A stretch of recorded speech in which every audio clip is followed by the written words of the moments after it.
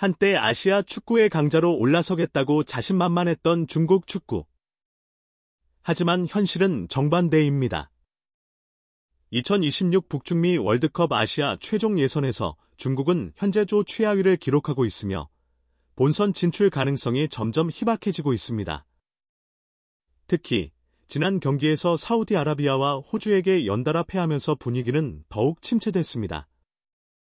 중국 축구 팬들 사이에서는 실망과 좌절의 목소리가 끊이지 않고 있습니다. 하지만 단순한 경기력 문제만이 아닙니다.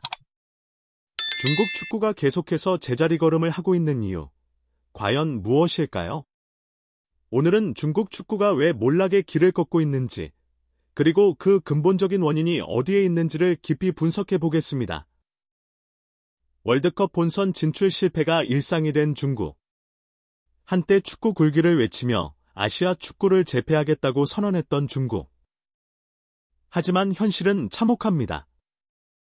현재 중국 대표팀은 2026 북중미 월드컵 아시아 최종 예선 시조에서 최하위를 기록하고 있습니다. 본선 진출을 위해선 남은 경기에서 반드시 승리해야 하지만 상황은 너무나도 암울합니다. 가장 큰 문제는 경기력입니다. 지난 3월 중국은 사우디아라비아와의 경기에서 0대1로 패배했고 호주전에서도 0대2로 무너졌습니다. 그야말로 힘 한번 써보지 못한 무기력한 경기였습니다.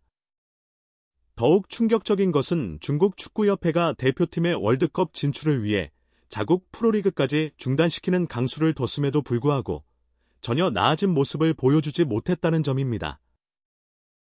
중국 축구 팬들의 실망감은 이루 말할 수 없습니다. 우리는 도대체 무엇을 위해 기다렸는가라는 한탄이 곳곳에서 터져 나오고 있습니다. 감독의 전술은 답답하고 선수들은 자신감이 없어 보이며 경기 운영은 갈수록 혼란스럽기만 합니다. 조직력도, 투지도, 기본적인 패스 플레이조차 제대로 되지 않는 모습을 보면 중국 축구가 왜 이 지경까지 왔는지 절로 고개를 저을 수밖에 없습니다. 무기력한 경기력, 사라진 투. 한때 2,000명의 메시를 키워내겠다며 중국 정부가 적극적으로 투자했던 축구. 하지만 현재의 중국 축구를 보면 그 약속이 얼마나 허무한 꿈이었는지 알 수 있습니다. 단순한 기술 문제가 아닙니다. 시스템이 제대로 갖춰지지 않았고 선수들의 기본기부터 팀의 조직력까지 모든 것이 흔들리고 있습니다. 과연 중국 축구는 앞으로 반등할 수 있을까요?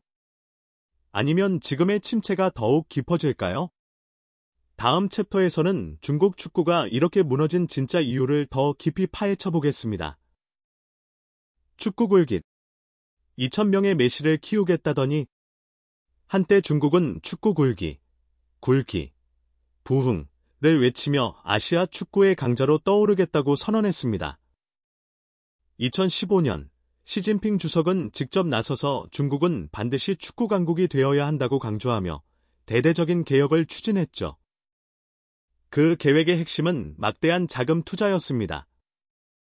중국 정부는 2025년까지 무려 5만 개의 축구 특성화 학교를 설립하겠다고 발표했고 이를 통해 어린 선수들을 집중적으로 육성하겠다고 약속했습니다. 뿐만 아니라 유럽 출신의 명장들을 영입하며 대표팀의 경쟁력을 끌어올리려 했습니다.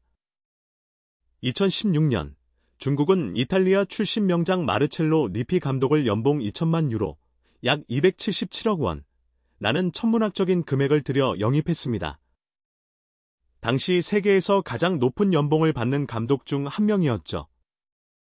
중국 슈퍼리그 역시 엄청난 투자를 받았습니다. 세계적인 스타 선수들이 중국 무대로 향했고 유럽 리그에서 활약하던 유명 감독들이 중국 팀을 맡기 시작했습니다. 돈의 힘으로 리그의 수준을 높이고 대표팀도 자연스럽게 강해질 것이라는 기대가 있었습니다. 개혁의 실패. 원인은 정치 간섭. 그러나 그로부터 10년이 지난 지금, 결과는 어떨까요? 중국 축구는 오히려 퇴보했습니다. 월드컵 예선에서는 매번 좌절을 맛보고 있으며 2023 아시안컵에서는 조별리그에서 단 한 골도 넣지 못한 채 탈락하는 굴욕을 당했습니다. 수많은 투자에도 불구하고 중국 축구는 왜 이렇게 실패했을까요? 가장 큰 원인 중 하나는 바로 정치적 개입입니다. 중국 축구협회, KFA는 공산당의 직접적인 관리 아래 운영되고 있습니다. 협회 회장은 공산당 간부가 맡고 있으며 축구 관련 모든 정책은 정부의 승인을 받아야만 실행됩니다. 대표팀 선수 선발부터 전술 운영, 심지어 클럽 운영까지 정치적인 논리가 개입된다는 것이 가장 큰 문제입니다. 선수들은 실력이 아닌 배경으로 대표팀에 선발되는 경우가 많고 지도자들은 결과보다 당국의 눈치를 더 봐야 하는 상황입니다. 이런 환경에서 경쟁력 있는 대표팀이 나올 수 있을까요? 자연스레 선수들의 경기력은 떨어질 수밖에 없습니다. 기술은 뛰어나지만 창의성이 부족하다는 평가를 받는 이유도 바로 여기에 있습니다. 이뿐만이 아닙니다. 중국 축구를 좀먹는 또 다른 문제는 바로 부정부패입니다. 대표팀 감독직을 차지하기 위해 뇌물을 주고받는 일은 이미 공공연한 비밀이었으며 실제로 리태전 중국 대표팀 감독이 뇌물수수 혐의로 징역 20년을 선고받기도 했습니다.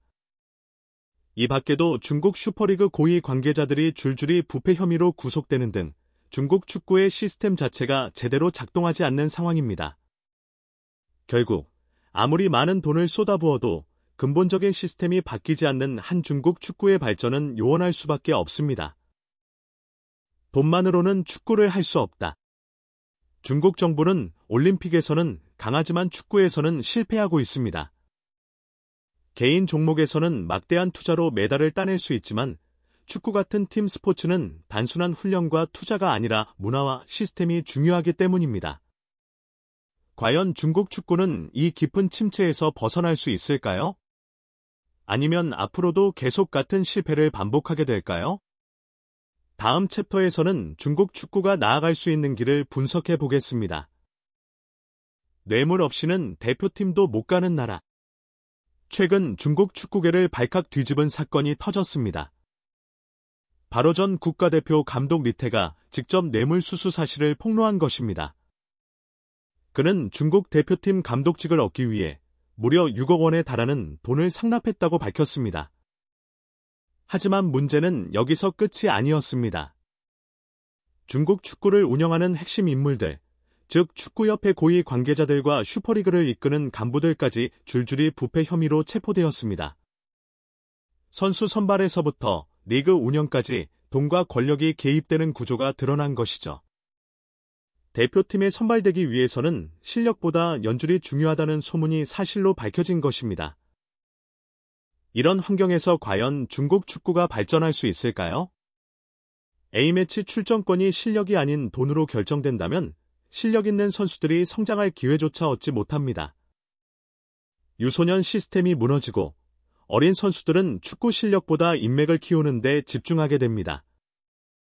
결국 이런 구조적인 문제들이 쌓이며 중국 축구는 점점 더 깊은 수렁에 빠지고 있습니다. 축구는 문화를 바탕으로 성장한다. 중국 축구의 실패를 두고 BBC도 한 가지 중요한 지적을 했습니다. 중국은 개인 스포츠에서는 강한 모습을 보이지만 축구 같은 팀 스포츠에서는 좀처럼 성과를 내지 못한다는 것입니다. 그 이유는 무엇일까요? 답은 간단합니다. 축구는 단순한 기술이나 훈련만으로 성장하는 스포츠가 아닙니다. 그것은 바로 문화에서 비롯됩니다. 브라질, 독일, 스페인 같은 축구 강국들을 떠올려 봅시다. 이 나라들에서는 어린 시절부터 자연스럽게 공을 차며 축구를 접할 기회가 많습니다. 길거리 축구가 활발하고 학교나 공원에서도 친구들과 축구를 하며 창의성과 기술을 키웁니다. 그러나 중국에서는 길거리에서 축구하는 아이들을 찾기가 쉽지 않습니다. 학교에서도 축구보다 학업이 우선시되며 유소년 선수들도 철저하게 정부 주도의 시스템 속에서 길러집니다. 즉, 자연스럽게 축구를 접하고 즐길 수 있는 문화가 형성되지 않은 것입니다. 결국 아무리 돈을 쏟아붓고 해외 지도자를 영입하더라도 중국 축구가 발전하지 않는 이유는 축구 문화 자체가 자리 잡지 못했기 때문입니다. 돈만으로는 축구를 바꿀 수 없다. 중국은 여전히 엄청난 자금을 축구에 투자하고 있습니다. 하지만 돈만으로 축구를 발전시킬 수 있을까요?